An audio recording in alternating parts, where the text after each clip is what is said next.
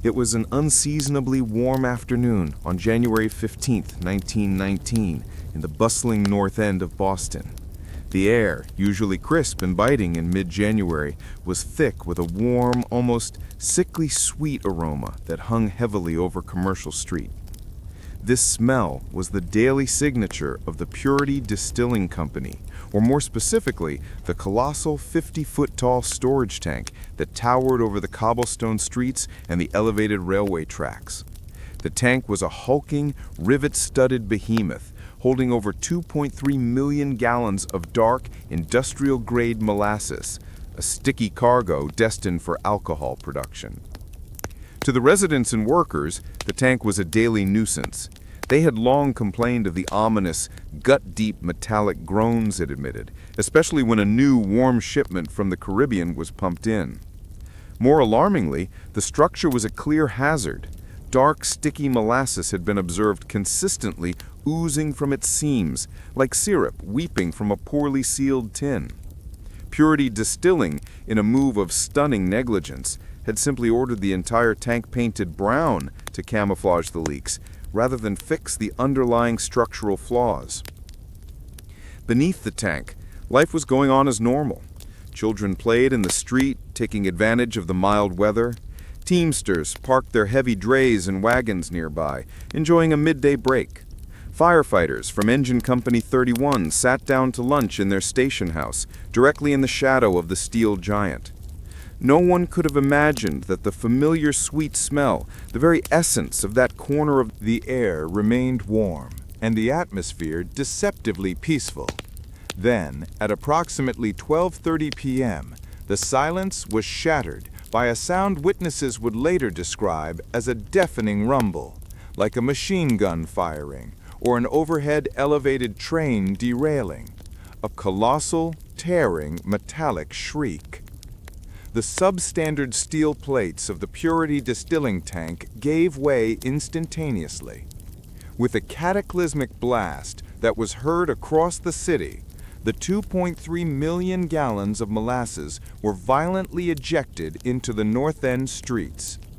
In an instant, an unbelievably fast, 25-foot-high wave of dark, thick, viscous liquid surged outward. This was no ordinary water flood. The molasses, weighing nearly 12 pounds per gallon, possessed a devastating concrete-like density. Moving in an estimated 35 miles per hour, the wave was an irresistible force of nature.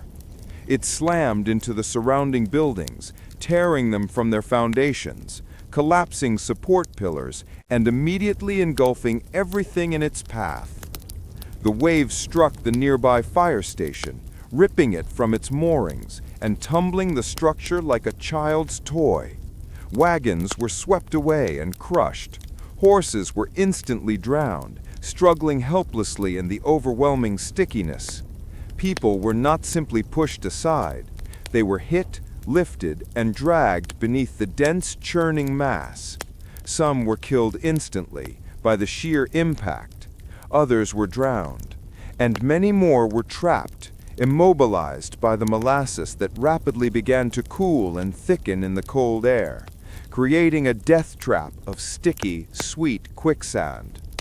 The idyllic street scene had transformed into a surreal, terrifying disaster zone, coated entirely in a glistening brown, murderous flood.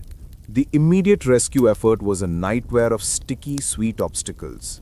First responders, wading through the chest-high, treacle-coated streets, struggled against the tremendous pull of the molasses, which dragged at their boots and hoses. The cold January air quickly dropped the temperature of the syrupy flood, causing it to rapidly thicken into a tenacious glue-like substance that made recovery slow and gruesome.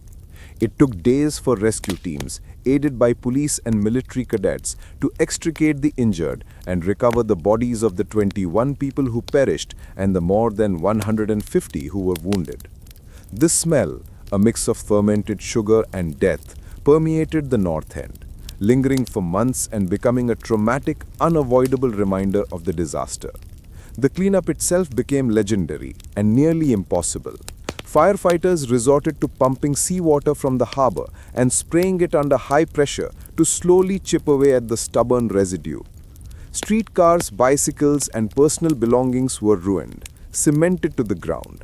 For weeks, the harbor water remained brown, and residents claimed that even years later, on hot summer days, the subtle sweet scent of molasses could still be detected wafting up from the paving stones and old drains.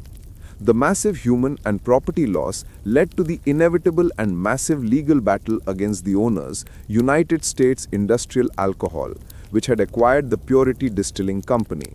The company initially claimed the tank had been sabotaged by anarchists, refusing to take responsibility.